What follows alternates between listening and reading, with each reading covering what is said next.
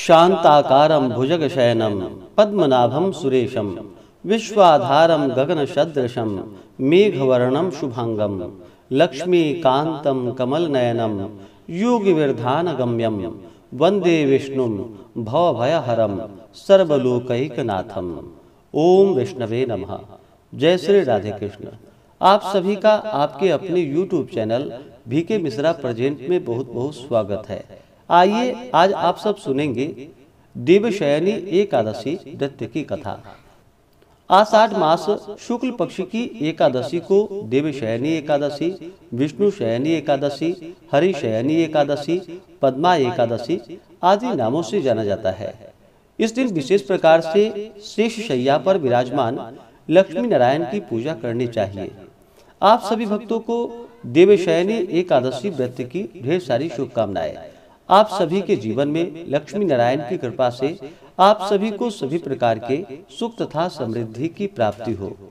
जो भी भक्त सच्ची श्रद्धा के साथ इस व्रत को धारण करते हैं तो इस व्रत के प्रभाव से व्यक्ति के सभी प्रकार के पाप और ताप नष्ट हो जाते हैं।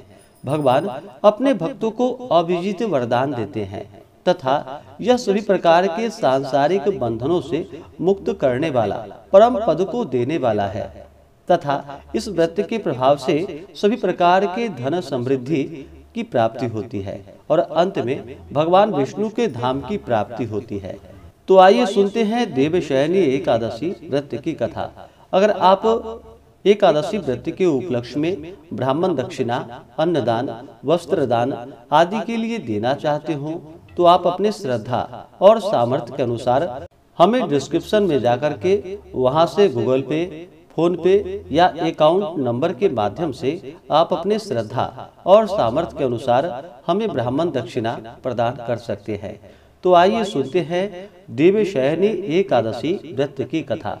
तो बोलिए प्रेम से भगवान विष्णु की जय, माता लक्ष्मी की जय, सर्वदेवी देवता की जय। कथा के अनुसार एक बार युधिष्ठिर ने भगवान श्री कृष्ण से देवशयनी एकादशी के बारे में पूछा।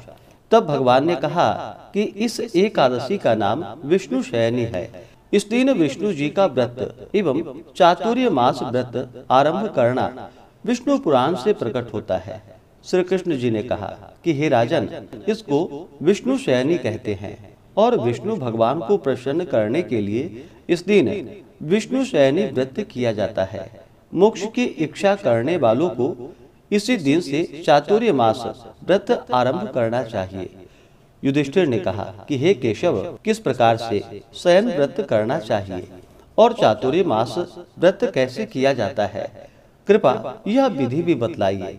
श्री कृष्णचंद्र जी ने कहा कि हे राजन, अब गोविंद शयन व्रत को सुनो तथा चातुर्य मास में जो भी व्रत किए जाते हैं उसको भी मैं कहता हूँ।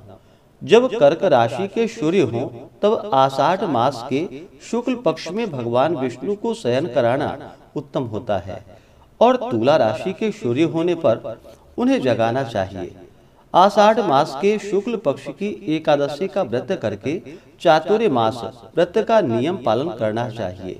स्वच्छ पात्र एवं उपधानादि से सुसज्जित शैया पर शंख, चक्र, गदा, पद्म तथा पीतांबरधारी विष्णु भगवान की स्थापना करे तथा स्मृति पुराण और वेद मंत्रों सहित दधि, घृत, मधु, मिश्री आदि का लेपन कर जल से स्नान करवावे तथा धूप दीप नैवेद्य और उत्तम उत्तम पुष्पों द्वारा प्रेम पूर्वक पूजन करके प्रार्थना करे कि हे भगवान, आपके सो जाने पर समस्त भूमंडल भी सो जाता है और आपके जागने पर सब जाग भी जाते हैं। इस प्रकार मूर्ति का पूजन और प्रार्थना करने के पश्चात हाथ जोड़कर कहे कि हे भगवान, चातुर्य मास के इस 4 मासों में जब तक आप शयन करें तब तक मेरे स्वीकार किए हुए इस नियमों को आप निर्विघ्न पूर्ण करें। इस प्रकार शुद्ध चित्त एवं विनीत भावों द्वारा प्रार्थना करके विष्णु भक्त मनुष्य अथवा स्त्री दंत धावन पूर्वक इन नियमों को करे। विष्णु के व्रतारंभ के 5 ही काल कहे गए हैं: एकादशी, द्वादशी, पूर्णिमा, अष्टमी या कर्क की संक्रांति को पूर्वोक्त प्रकार से व्रत का आरंभ करे और कार्तिक मास के कृष्ण पक्ष की द्वादशी को समाप्त करे। शुद्ध या अशुद्ध स्त्री या पुरुष इस व्रत के प्रभाव से सभी घोर पापों से मुक्त हो जाते हैं। जो प्रतिवर्ष ही इस व्रत को करते हैं वे सूर्य के सदृश प्रकाशित रथ द्वारा विष्णु लोक में गमन करते हैं। अब उनका भिन्न भिन्न रूप सुनो।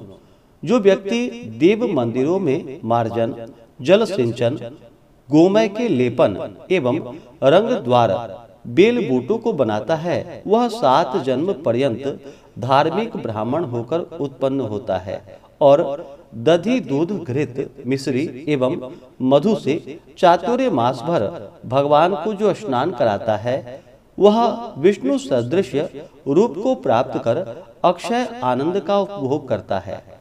और जो पृथ्वी और स्वर्ण दक्षिणा के साथ देवता के उद्देश्य से ब्राह्मण को दान करता है वह इंद्र के समान आनंदों का उपभोग करता है तथा विष्णु लोक को प्राप्त करता है। जो गंध, पुष्प और नैवेद्य के साथ श्री विष्णु भगवान की स्वर्ण प्रतिमा बनवाकर उसका कमल पुष्प द्वारा पूजन करता है उसको अक्षय आनंद और इंद्र पद की प्राप्ति होती है। और जो 4 मास पर्यंत तुलसी पत्र द्वारा भगवान का पूजन करता है अथवा स्वर्ण में तुलसी पत्र को चरणों में अर्पण करता है उसको स्वर्ण में विमान द्वारा विष्णु लोक की प्राप्ति होती है। और जो भगवान विष्णु को दीप एवं गुग्गुल द्वारा धूपित करता है और समाप्ति में भी धूप दीप आदि से पूजन करके भोग अर्पण कर समाप्ति करते हैं वे भोग के स्वामी होते हैं। और जो कार्तिक मास पर्यंत अस्वस्थ यानी कि पीपल वृक्ष और भगवान विष्णु की प्रदक्षिणा नियम पूर्वक करते हैं उनको अवश्य ही विष्णु लोक की प्राप्ति होती है। जो संध्या समय अपने प्रांगण में देवता और ब्राह्मण को दीप दान करते हैं और व्रत समाप्ति तक दीप दान का नियम प्रेम पूर्वक करते हैं वह भी वैकुंठ को निर्विघ्नता पूर्वक प्राप्त कर लेते हैं। जो भगवान विष्णु का चरणोदक नियमित रूप से पान करते हैं उनका आवागमन बंद हो जाता है। जो भगवान विष्णु के मंदिर में त्रिकाल अष्टोत्तर शत गायत्री का जप भक्ति पूर्वक करते हैं वे सांसारिक माया में पुनः लिप्त नहीं होते हैं। नित्य प्रति पुराणों और धर्म शास्त्रों की कथा को सुनने वाला एवं वस्त्र तथा स्वर्ण सहित पुस्तकों का दान करने वाला पुण्यवान, धनवान और ज्ञानवान होता है। जो कोई भगवान शंकर के नाम का जप करके समाप्ति पर उनकी स्वर्ण प्रतिमा का दान करता है वह समस्त पापों से रहित हो अनुपम गुणों से संयुक्त होता है। जो नित्य प्रति भगवान भुवन भास्कर को अर्घ्य दान कर उनका ध्यान करता है और समाप्ति में स्वर्ण और रक्त वस्त्र सहित गोदान करता है वह आरोग्य एवं दीर्घजीवी होता है। चातुर्य मास पर्यंत गायत्री मंत्र द्वारा यथोचित संख्या में तिल से होम करने वाला और समाप्ति पर तिल सहित पात्र का दान करने वाला कायिक, वाचिक एवं मानसिक पापों से रहित हो जाता है। वह आरोग्य, दीर्घायु एवं शुभ संतति वाला होता है। चातुर्य मास पर्यंत अन्न का हवन करने वाला एवं घी, कुंभ, वस्त्र और सोने का दान करने वाला आरोग्यता, तेज और ऐश्वर्य का लाभ करता है तथा शत्रुओं पर जय लाभ करता है। अस्वस्थ वृक्ष की सेवा करने वाला और अंत में स्वर्ण सहित वस्त्र दान करने वाला अपने महान पापों को भस्म कर देता है।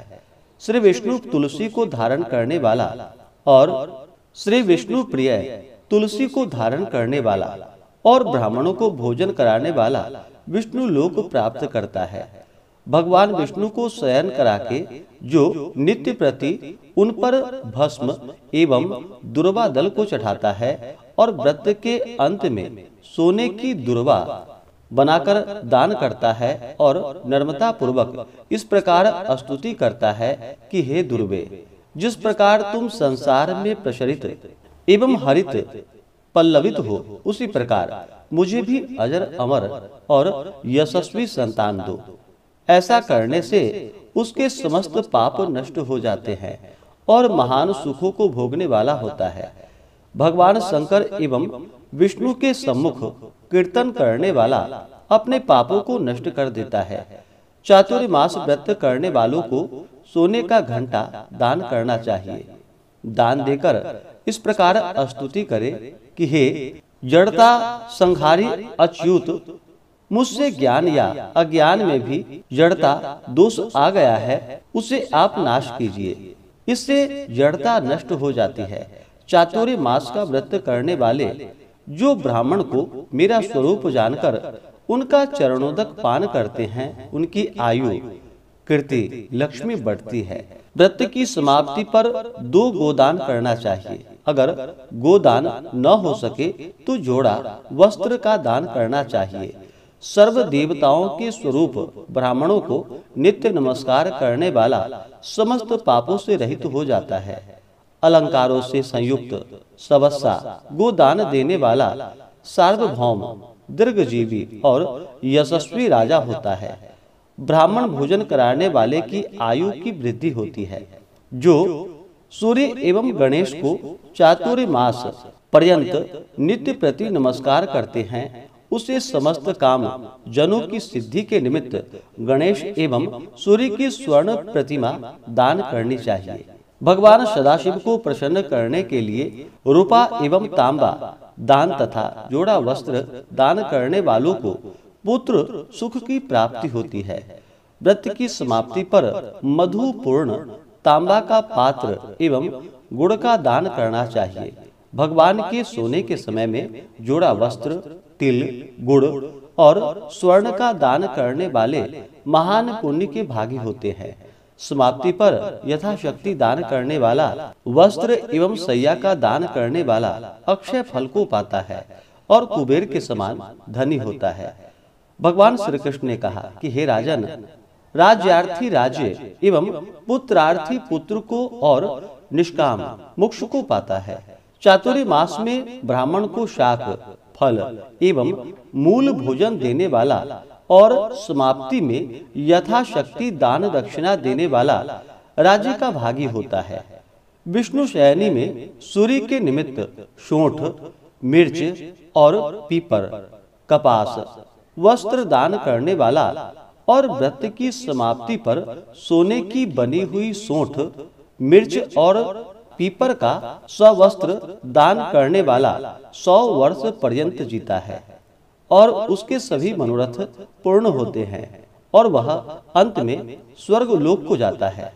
जो बुद्धिमान एवं कर्मकांडी ब्राह्मण को मोती का दान करता है वह कीर्तिमान होता है। जो तांबूल का दान करके तांबूल का खाना त्याग देता है और समाप्ति में दक्षिणा के सहित रक्त वस्त्र का दान करता है, उसको तांबूल दान के द्वारा इस लोक में गंधर्व तत्व और परलोक में स्वर्ग की प्राप्ति होती है।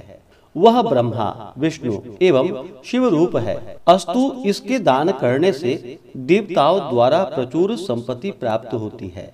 चातुर्य मास में जो स्त्री पुरुष नित्य प्रति गौरी एवं लक्ष्मी को प्रसन्न करने के लिए हरिद्रा दान करते हैं और व्रत की समाप्ति पर रजत पूर्ण हरिद्रा दान करते हैं, वह स्त्री पुरुष परस्पर एक दूसरे के आश्रय में आनंद पूर्वक जीवन यापन करते हैं तथा साथ ही साथ सौभाग्य एवं अक्षय धन धान्य के साथ सुख भोग कर स्वर्गगामी होते हैं। चातुर्य मास में षटरस से युक्त 52 प्रकार के दिव्य व्यंजनों प्रेम पूर्वक ब्राह्मणों को भोजन कराकर शक्ति के अनुसार दान करना चाहिए। यदि नित्य प्रति दान करने में असमर्थ हो तो अष्टमी, अमावस्या, पूर्णिमा एवं प्रति रविवार को या प्रति शुक्रवार को दान करे और व्रत समाप्ति पर भूदान करे। भूदान करना शक्ति से बाहर हो तो स्वर्ण से युक्त गोदान करे। यदि इसमें भी असमर्थ हो तो स्वर्ण सहित पादुका एवं स्वच्छ वस्त्रों का दान करे। इस प्रकार के दान करने वालों को अन्न एवं पुत्र पौत्रादि संपत्ति, विष्णु भक्ति और अंत समय में विष्णु लोक की प्राप्ति होती है। सवस्सा अर्थात दूध देती हुई गौ, आभूषण एवं दक्षिणा सहित दान करने वाले को उत्तम एवं शुद्ध बुद्धि की उत्पत्ति होती है। जो व्यक्ति चातुर्मास भर चांद्रायण व्रत करते हुए अन्न का भोजन नहीं करते और भिक्षावृत्ति धारण करके जीवन निर्वाह करते हैं, उनको दिव्य शरीर द्वारा शिवलोक की प्राप्ति एवं वेद पारंगता प्राप्त होती है तथा उनका आवागमन निवृत्त हो जाता है। इस प्रकार व्रत एवं नियमानुसार पूजन करने वाले से भगवान विष्णु अत्यंत ही प्रसन्न होते हैं और जागरण तथा शयन करने वाले दिन को व्रत रखने वालों को गरुड़ द्वारा भगवत गति की प्राप्ति होती है। फिर भगवान श्री कृष्ण ने कहा कि हे राजन, इसके विषय में भी एक आख्यान प्रसिद्ध है जिसको नारद जी ने अपने पिता ब्रह्मा जी से जाना था। ब्रह्मा जी ने कहा कि हे पुत्र, तुमने उचित प्रश्न किया है, क्योंकि एकादशी से उत्तम कोई दूसरा व्रत नहीं है। पापों से मुक्त होने वाले के लिए यह व्रत अत्यंत ही उत्तम है। जो मनुष्य इस व्रत को नहीं करते वे अवश्य ही नरक के भोग के अधिकारी होते हैं। जब आषाढ़ मास के शुक्ल पक्ष की एकादशी का महात्म्य ध्यान पूर्वक सुनो। इस व्रत को किस प्रकार करना चाहिए? आषाढ़ मास के शुक्ल पक्ष की एकादशी का नाम पद्मा है। इस व्रत के करने से भगवान अत्यंत ही प्रसन्न होते हैं। यह कथा पौराणिक है, जिसके सुनने और कहने से घोर पाप भी छूट जाते हैं। सूर्यवंश में एक चक्रवर्ती, सत्यवादी और अत्यंत ही प्रभावशाली मानधाता नामक राजा उत्पन्न हुआ था। वह अपनी प्रजा का पालन पुत्र के सदृश करता था। उसने बहुत दिन तक राज्य किया। किसी कारणवश पूर्व कर्म के फल से उस राज्य में जल की वृष्टि नहीं हुई, जिससे क्षुधा से पीड़ित होकर उसकी प्रजा अत्यंत ही कष्ट को प्राप्त हुई और अन्न भाव से यज्ञ एवं वेदा अध्ययन आदि सभी कर्म कार्य उसके राज्य में बंद हो गए। कुछ काल के उपरांत क्षुधा से व्याकुल प्रजा जन आपस में सम्मति करके राजा के पास गए और हाथ जोड़कर अत्यंत ही नम्रता के साथ उनसे कहा कि हे महाराज, सभी सृष्टि का मूल कारण वर्षा के न होने से आपकी सारी प्रजा क्षुधा से व्याकुल होकर तड़प रही है। हे राजन, अब आप ही कोई ऐसी युक्ति करिए जिससे सभी प्रकार के कष्ट से निवृत्त हो जाए। इस प्रकार प्रजा के दीन वचनों को सुनकर राजा ने कहा कि आप सब लोग सत्य ही कह रहे हैं। अन्न उत्पन्न होने का मूल कारण वर्षा ही है, जिसके न होने पर ही आप लोग को इस प्रकार का कष्ट उठाना पड़ रहा है। यह दोष बिना राजा की त्रुटि के उत्पन्न नहीं होता, परंतु मैंने बहुत विचार कर देखा कि मेरी किस त्रुटि से आप लोगों को यह कष्ट सहना पड़ रहा है, परंतु मेरी समझ में कुछ त्रुटि नहीं आ रही है। तब भी मैं इस कष्ट के निवारण करने के लिए प्रयत्न करता हूँ। इस प्रकार प्रजा को समझाकर राजा ने प्रेम पूर्वक पूजन किया और कुछ मनुष्यों को साथ लेकर वन की ओर चल पड़े और वहां पर राजा ब्रह्मर्षियों के आश्रम में घूमने लगे। एक दिन घूमते घूमते ब्रह्मा के पुत्र एवं अत्यंत ही प्रतापी और तेजस्वी महर्षि अंगिरा के आश्रम पर जा पहुंचे। वहां पहुंचकर राजा अपने वाहन को त्याग कर उसके निकट गया और हाथ जोड़कर महर्षि को प्रणाम किया। महर्षि ने भी राजा को स्वस्ति वाचन पूर्वक आशीर्वाद देकर उसका कुशल मंगल ज्ञात किया और आने का कारण पूछा।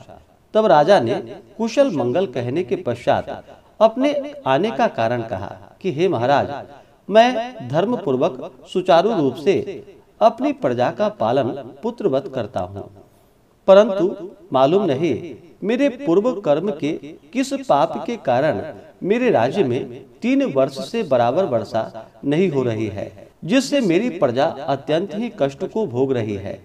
यही पूछने के निमित्त और अपनी प्रजा को कष्ट से छुड़ाने के लिए आपके पास आया हूँ। राजा की इस कष्टपूर्ण बातों को सुनकर महर्षि ने कहा कि हे राजन, यह युग सर्व युगों में श्रेष्ठ है, कारण कि इस युग में धर्म 4 पदों से वर्तमान है, जिसमें तपस्या आदि धर्म कार्य ब्राह्मण ही करते हैं, अन्य जाति नहीं कर सकती। इस समय तुम्हारे राज्य में एक शूद्र घोर तपस्या में कटिबद्ध है। इसी दोष के कारण तुम्हारे राज्य में वर्षा नहीं हो रही है। अतः अपने राज्य और अपनी प्रजा के कल्याण के लिए उस शूद्र तपस्वी का वध कर दीजिए। राजा ने कहा कि हे मुनि जी, इस प्रकार निरपराध शूद्र तपस्वी को मैं मारने में असमर्थ हूँ। अस्तु, आप और कोई दूसरी युक्ति बतलाइए जिससे मेरे राज्य का कष्ट मिट जाए। तब मुनि ने कहा, अगर यह बात है तो तुम आषाढ़ मास के शुक्ल पक्ष की एकादशी का व्रत करो। यह व्रत अत्यंत ही महात्म्यशाली है और इसके करने से तुम्हारे राज्य का सब कष्ट दूर हो जाएगा। इस व्रत को तुम अपनी सब प्रजा के साथ प्रेम पूर्वक करो। इस प्रकार मुनि की आज्ञा शिरोधार्य करके राजा अपने घर चला आया और सब प्रजा सहित आषाढ़ मास की शुक्ल पक्ष की एकादशी का व्रत प्रेम पूर्वक किया। इस व्रत के प्रभाव से राजा के राज्य में उत्तम वृष्टि हुई और पृथ्वी जल से परिपूर्ण हो गई। भगवान की कृपा से प्रजा कष्ट से मुक्त हो गई। इसलिए इस व्रत को सभी मनुष्यों को करना चाहिए। यह व्रत मुक्ति को प्रदान करने वाला एवं अत्यंत ही पुण्य फल को देने वाला है। इसको पढ़ने और सुनने से मनुष्य के घोर से घोर पाप नष्ट हो जाते हैं। तो बोलिए प्रेम से भगवान विष्णु की जय। इस बार विष्णु शयनी एकादशी, देव शयनी एकादशी का व्रत जो कि 6 जुलाई 2025 दिन रविवार को पड़ा है। एकादशी तिथि प्रारंभ समय 5 जुलाई 2025 दिन शनिवार शाम 7:09 और एकादशी तिथि की जो समाप्ति है वह 6 जुलाई 2025 दिन रविवार रात्रि 9:17। व्रत का पारण हरिवासर समाप्त होने के बाद करना चाहिए। हरिवासर का समय द्वादशी तिथि का पहला चौथाई हिस्सा हरिवासर का होता है। तो द्वादशी तिथि प्रारंभ समय 6 जुलाई 2025 दिन रविवार रात्रि 9:18 और द्वादशी तिथि की समाप्ति 7 जुलाई 2025 दिन सोमवार रात्रि 11:12 पे द्वादशी तिथि की समाप्ति है। तो हरिवासर समाप्त होने का समय जो कि 7 जुलाई की सुबह 4 बजे से पहले ही हरिवासर की समाप्ति है। तो व्रत का पारण 7 जुलाई को सुबह 5:29 से सुबह 8:25 तक व्रत का पारण किया जाएगा। देवशयनी एकादशी व्रत का पारण जौ चूर्णेन पारणम, जौ के चूर्ण से व्रत का पारण है। यह संभव ना हो पाए तो आप जल, फल या तुलसी दल से व्रत का पारण करें। विशेष प्रकार से अगर आप सब एकादशी व्रत के शुभ मुहूर्त, व्रत पूजा महत्व के बारे में जानना चाहते हो तो उसका अलग से चैनल पे वीडियो अपलोड है या वीडियो के एंड स्क्रीन में वीडियो का लिंक दिया गया है। आप उसके माध्यम से जानकारियां को प्राप्त कर सकते हैं। तो आशा करता हूँ कि यह जानकारी आपको अच्छा लगा हो। इसी प्रकार से ज्ञानवर्धक जानकारियाँ प्राप्त करते रहने के लिए, व्रत पूजा के बारे में जानने के लिए, कथा को सुनने के लिए चैनल पे अगर आप पहली बार आए हैं तो चैनल को लाल बटन दबा करके सब्सक्राइब करें। साथ में बेल आइकन घंटी को दबाएं ताकि आने वाली वीडियो का नोटिफिकेशन आपको समय से मिलता रहे। वीडियो को लाइक करें, शेयर करें। सुखी रहें और स्वस्थ रहें। जय श्री राधे कृष्ण। धन्यवाद।